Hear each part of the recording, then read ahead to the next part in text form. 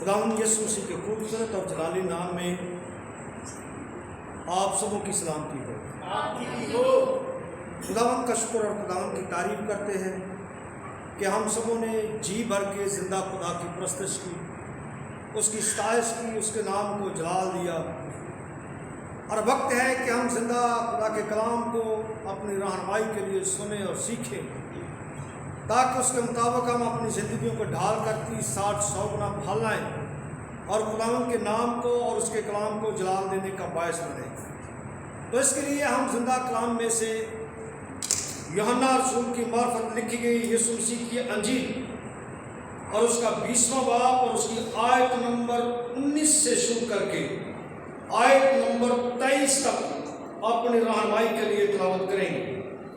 خدا کے کلام میں لکھا ہے، پھر اسی دن جو ہفتہ کا پہلا دن تھا، شام کے وقت جب وہاں کے دروازے جہاں شاگرد تھے یہودیوں کے ڈر سے بند تھے، یسوع آ کر بیچ میں کھڑا ہوا اور ان سے کہا، تمہاری سلامتی ہو۔ اور یہ کہہ کر اس نے اپنے ہاتھوں اور پسلی کو انہیں دکھایا۔ پس شاگرد خداوند کو دیکھ کر خوش ہوئے۔ یسوع نے پھر ان سے کہا، تمہاری سلامتی ہو۔ جس طرح باپ نے مجھے بھیجا ہے اسی طرح میں بھی تمہیں بھیجتا ہوں۔ اور یہ کہہ کر ان پر پھونکا اور ان سے کہا، روح القدس لو۔ جن کے گناہ تم بخشو ان کے بخشے گئے، جن کے گناہ تم قائم رکھو ان کے قائم رکھے گئے ہیں۔ زندہ کلام کے پڑھے اور سنے جانے کے وسیلہ سے ہم سبوں کو برکت ملے۔ یاد رہے، ترتیب کے لحاظ سے یسوع مسیح کے جی اٹھنے کے بعد یہ تیسرا کلمہ یا یہ تیسرا پیغام ہے جو سلامتی کے تعلق سے ہے، کیونکہ پہلا پیغام ہے تسلی کا پیغام، دوسرا پیغام ہے ابدی جلال کا پیغام، اور یہ تیسرا پیغام جس پر آج ہم تھوڑے وقت کے لیے کچھ باتیں سننے اور سیکھنے والے ہیں، یہ ہے سلامتی کا پیغام۔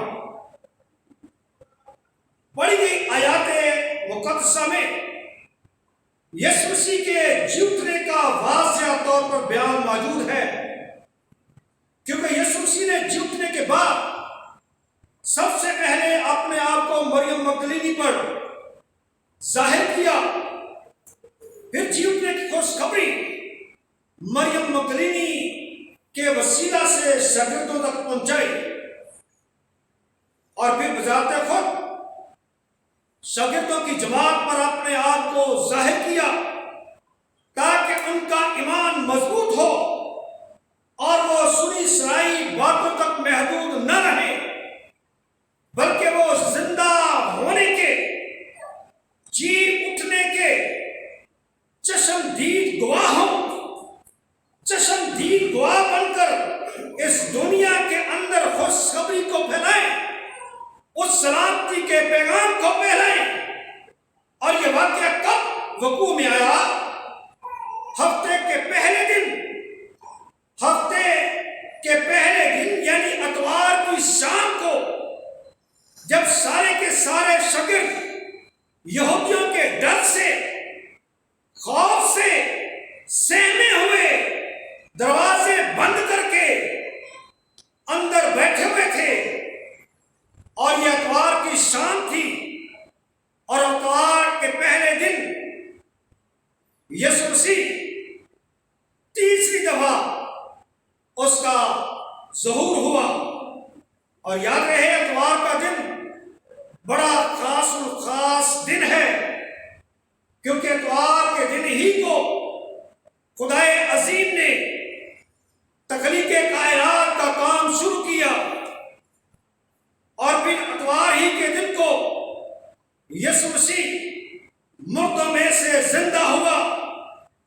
اسی لیے اتوار کو خداوند کا دن کہا گیا ہے، اس پر بہت زور دے کر کہتی ہے کہ یہ خداوند کا دن ہے. اور یاد رہے اسی لیے کلیسیا ایمانداروں کی جماعت اتوار کے دن کو ترجیح دیتی اور اتوار کے دن کو مقدس مجمع کیا کرتی، اتوار کے دن کو ہی مقدس سمجھتی اور اتوار کے دن کو ہی باقاعدہ کہانتی خدمت کے کام کو سر انجام دیا جاتا. اور یسوع مسیح کے جی اٹھنے کا واقعہ کہاں وقوع میں آیا؟ جہاں تمام شاگرد صلاح مشورے کے لیے اکٹھے ہوئے تھے کہ اس نازک حالات میں، ناسازگار حالات میں ہم سبوں کو کیا کرنا چاہیے. وہ اس بات پر ایک دوسرے کے خیالات کو جاننے کے لیے اکٹھے ہوئے، وہ ایک دوسرے کی حوصلہ افزائی کرنے کے لیے اکٹھے ہوئے، مگر وہ ایرانیہ جمع ہونے سے ڈرتے تھے، اس لیے انہوں نے دروازے بند کیے ہوئے تھے تاکہ انہیں کوئی دیکھ نہ لے اور یہودیوں کو شکایت نہ کر دے کہ یسوع مسیح کے شاگرد، یسوع ناصری کے شاگرد یہاں پر اکٹھے بیٹھے ہوئے ہیں. اس لیے انہوں نے دروازے بند کیے ہوئے تھے. اور یہ گلہ کی وہ بھیڑیں تھیں جو ایک وقت کے لیے یا محدود وقت کے لیے پراگندہ ہو چکی تھی، پھر بھی مل کر رہنا پسند کرتی تھی. اور تاریخ میں ایمانداروں کو دروازے بند کرنے کے لیے کئی بار مجبور کیا گیا، اور ایماندار جو ہیں بند دروازوں میں رہ کر زندہ خدا کی پرستش کیا کرتے. لیکن ایسے حالات میں جب یہودیوں کے ڈر سے دروازے بند تھے، یسوع مسیح ان کے بیچ آ کھڑا ہوا، کیونکہ یسوع مسیح نے اپنی خدمت کے دوران یہ واضح طور پر کہہ دیا تھا کہ جہاں 2 یا 3 میرے نام سے اکٹھے ہوں گے، میں ان کے بیچ میں ہوں، میں ان کے درمیان میں ہوں. اور یسوع گو مر گیا، دفن ہوا، تیسرے دن مردوں میں سے جی اٹھا، بند دروازے کر کے ڈر کے مارے سہمے ہوئے شاگرد کمرے کے اندر تھے، دروازے بند تھے، بند دروازوں میں سے میرا اور آپ کا مسیحا ان کے درمیان آ کھڑا ہوا. ہاللیلویا. اور یاد رہے یسوع جب ایمانداروں کے درمیان بند دروازوں میں آ کھڑا ہوا تو یہ ایمانداروں کے لیے بہت بڑی تسلی کا باعث تھی. یہ بات تسلی کا، اطمینان کا، خوشی کا یہ باعث تھی. ہاں وہ مجبوراً دروازے بند کر کے اندر بیٹھے ہوئے تھے، صلاح مشورہ کر رہے تھے، ایک دوسرے کی حوصلہ افزائی کر رہے تھے، لیکن یسوع مسیح کو کوئی باہر نہیں رکھ سکتا. دنیا کی کوئی ایسی طاقت نہیں جو یسوع مسیح کو اندر آنے سے روک سکے. اور یسوع مسیح جب ان کے بیچ میں آ کھڑا ہوا، یسوع مسیح اپنے شاگردوں پر ظاہر ہوا، تو یسوع مسیح کے ظہور کے خاص اور خاص 5 مقاصد جس کے تحت یسوع مسیح ان کے بیچ آ کھڑا ہوا.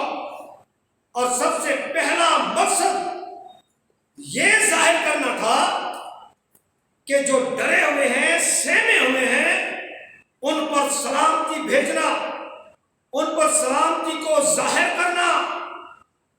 اگرچہ یہ لفظ بالکل عام روٹین میں بولا جانے والا لفظ ہے، تمہاری سلامتی ہو، سلام، شالوم، اگرچہ یہ عام لفظ ہے، لیکن یہاں پر جو لفظ بولا گیا ہے اس کا مطلب خاص اور خاص ہے.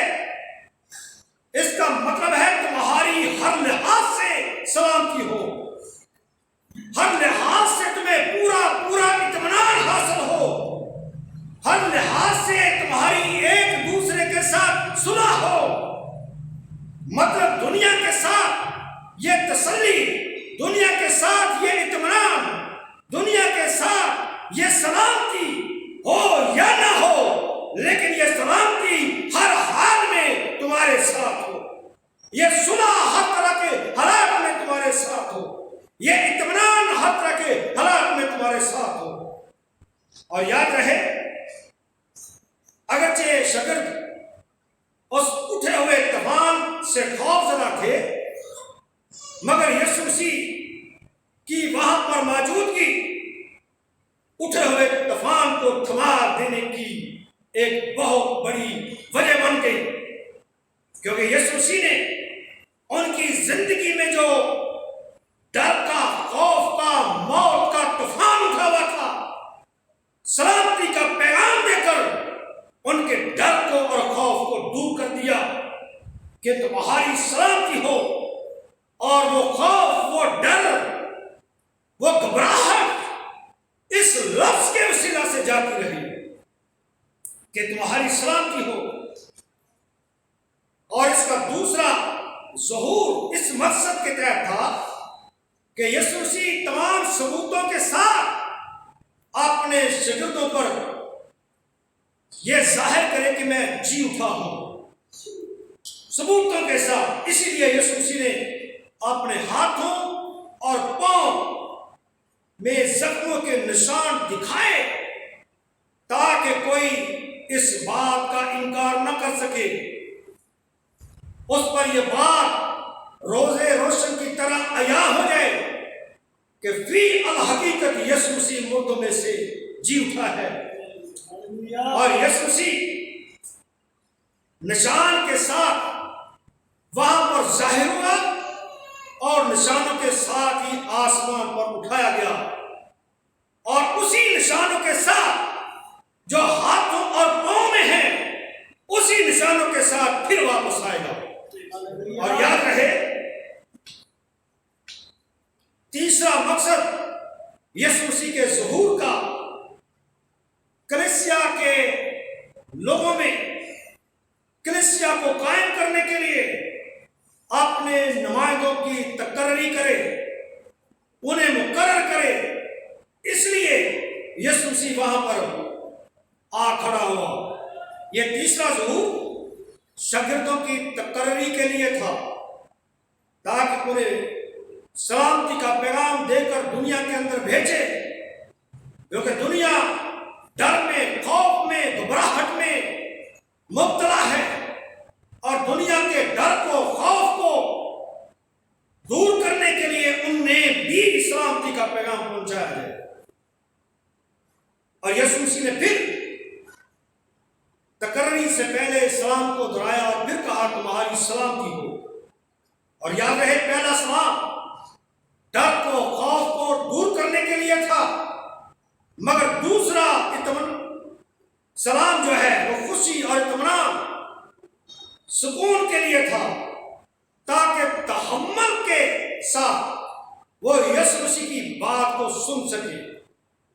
क्योंकि जब तक इंसान के दिलो दिमाग में खौफ, डर, घबराहट होती है, वो किसी बात को तसल्ली और इत्मीनान से, खुशी से सुनने के लिए तैयार नहीं होता।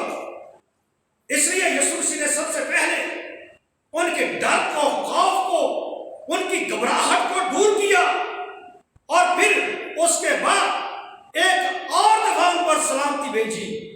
और उन्हें यह सलामती इसलिए भेजी ताकि वो जो काम वो करने के लिए उन्हें भेजा जाने वाला है, उसके लिए वो ठीक तौर से बात को सुनने के लिए तैयार हो जाए, उस काम को करने के लिए वो तैयार हो जाए, ताकि उस काम की जिम्मेदारी को वो ठीक तौर से कबूल कर लें जो उनके सुपुर्द किया जाने वाला है। और यीशु मसीह ने सलामती का पैगाम दूसरी जिंदगियों में पहुंचाने की जिम्मेदारी शागिर्दों को दे दी। और याद रहे, जितने ईमानदार हैं, जितने खुदा के खुदाम हैं, जितने अहद जदीद के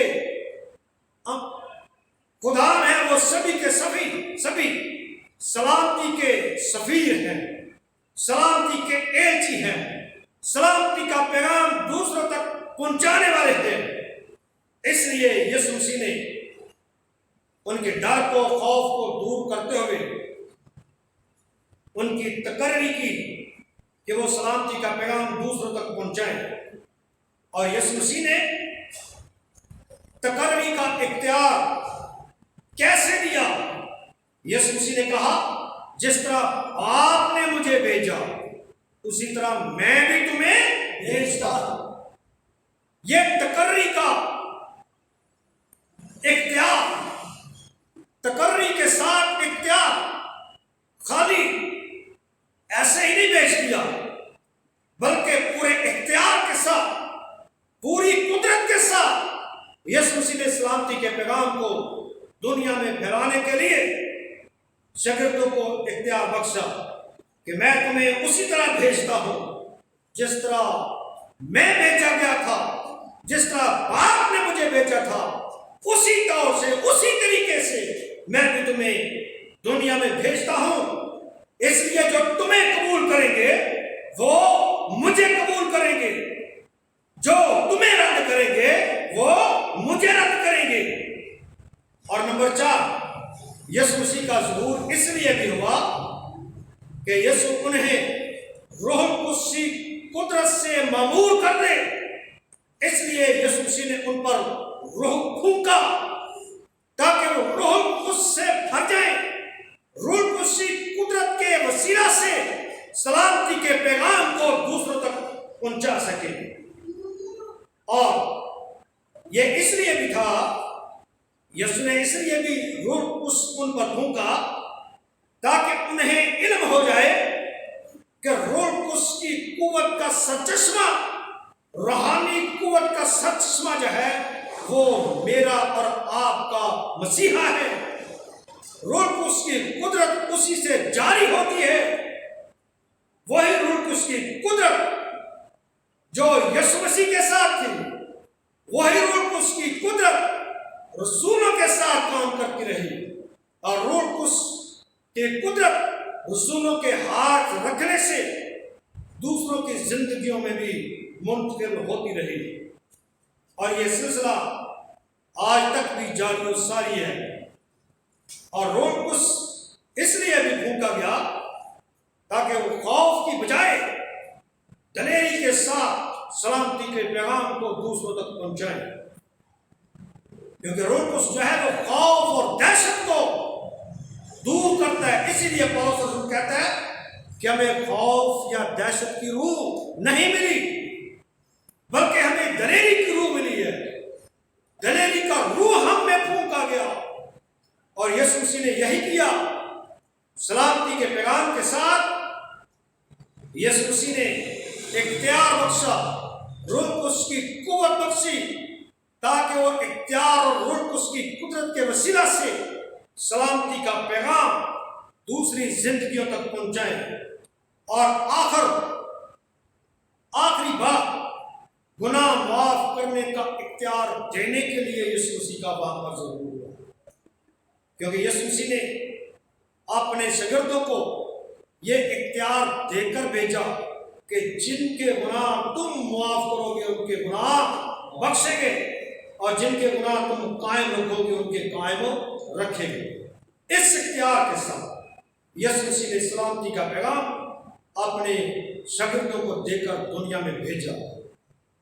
और आज हम भी उस सलामती के पैगाम को इख्तियार के साथ, रूह कुद्स की कुदरत के साथ दुनिया में फैलाने का काम सरअंजाम दे रहे हैं। आए फिर इस रूह कुद्स के वसीला से, इख्तियार के वसीला से जो सलामती का पैगाम हमें दिया गया, उसे दूसरों तक हमेशा पहुंचाते रहे ताकि खुदावंद का नाम और कलाम जलाल पाता रहे। खुदा सबको आज के कलाम के वसीला से बरकत दे। आमीन।